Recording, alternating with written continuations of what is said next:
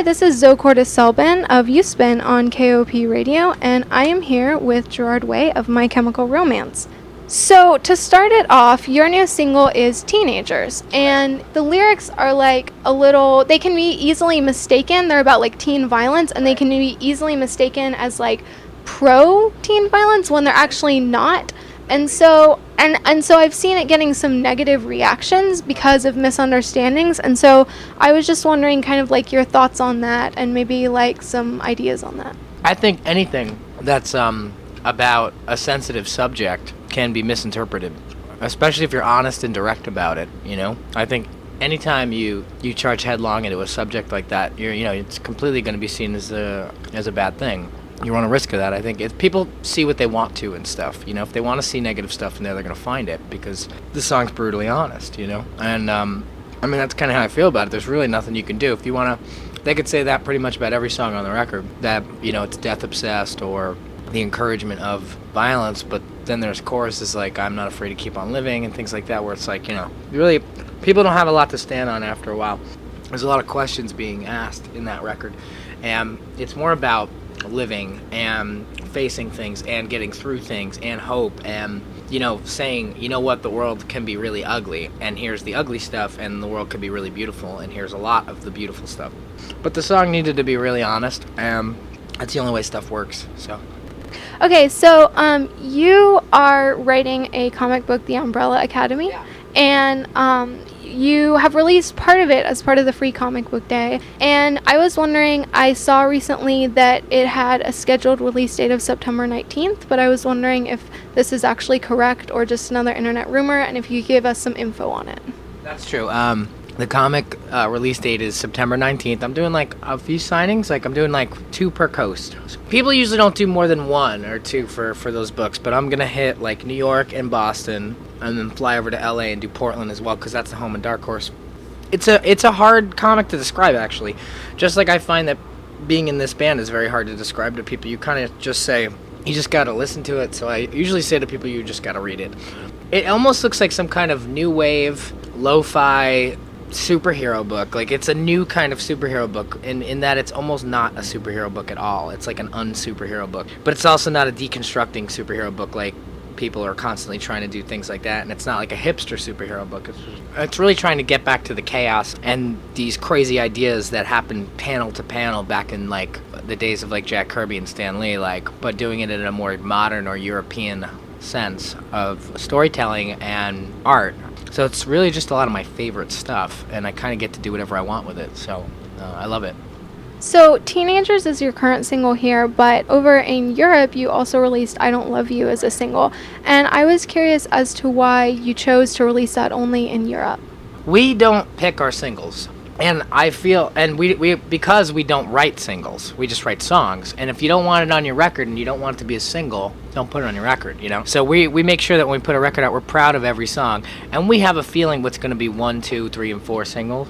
So the label, that's kind of their job. That's kind of why we partnered with them, so they could make decisions like that. Because we don't care. We're proud of all of them. So we let them pick. And for Europe, they said, we want to do I Don't Love You. We said, fine. We love it. It's a great song. And that's why, actually.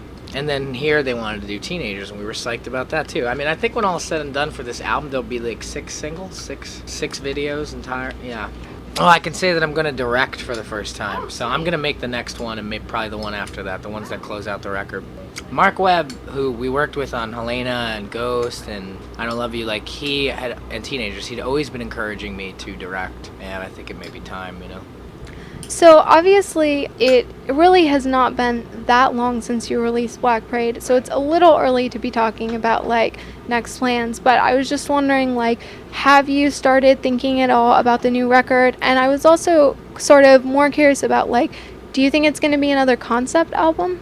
I think about all that a lot myself, and I think it's hard for us to kind of not want to tell stories or not have the records be cohesive, but I think maybe less so this time around with the record. We will stick to a concrete storyline, I am more interested in human themes and life and pushing more to that direction for maybe less fantasy, more realism. And less vampires and more realism and less afterlife. I think it's going to really be stuff that's like people can connect more with. And I think even, musically, I want it to be more human too. So I have been thinking about it, but we're kind of purposely not writing because we were trying to be the best we can right now live. And we don't want to be thinking about the next thing. I think this band actually needs a break after all the touring. And then it'll be our first real break. And then we'll get together and think about what we want to do. So it'll be a long time, I think, before the next My Chem record.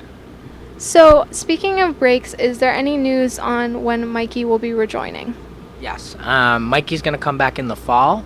He's actually starting to get a little stir crazy. He was going to come out and surprise us on the road and hang out, but something happened at the airport where they wouldn't let him on the plane, or something happened where, he didn't miss the flight, but something had happened. So he didn't make it out, but we're going to pick him up in Jersey, and he's going to roll with us. So he'll be back in the fall. How do you feel about the role that the internet plays in musical promotion? Like, on one hand, obviously, like MySpace Music and all those great tools, but then, downloading.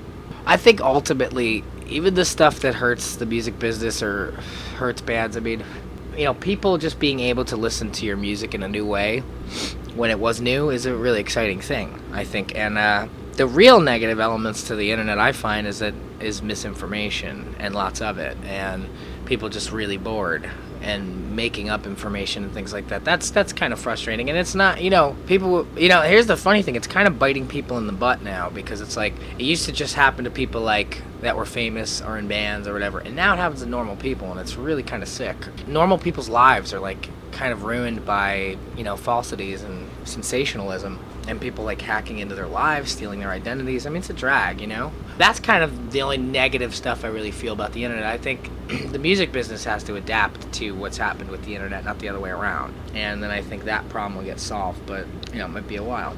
All right, so if you were going to be in a cheesy cover band, what cheesy cover band would you be in? I already know this, I would be in a Creedence Clearwater Revival cover band. And I would even shop, like, I'd get old thrift store shirt, like Sears button-ups from like 82, and shag out my hair, and I would totally love to be in a Creedence cover band. I was also curious about what you guys do when you are bored on long drives on tour. I rarely get bored because I write so much. Like, I write the comic, and I always think about music and things like that, so I'm always like working. And so on long drives, that's what I do. Or we all sit around together, watch movies, talk, and we like each other's company a lot, so we do that. So you, in addition to writing the comic book, you don't draw it, correct? Yeah. Okay, but you do some art, and you have done some of the art for the CDs. So do you think you would ever want to do more with that? Yeah, completely. I think that's the kind of thing I'm really going to need a break to do. And I really want to get involved in painting again full time. I think that could be really fulfilling, and I really want to do that. So I do a lot of design work for Umbrella Academy, and that's exciting. But I just kind of want to get into painting. So I think it's something that I'll pursue for sure.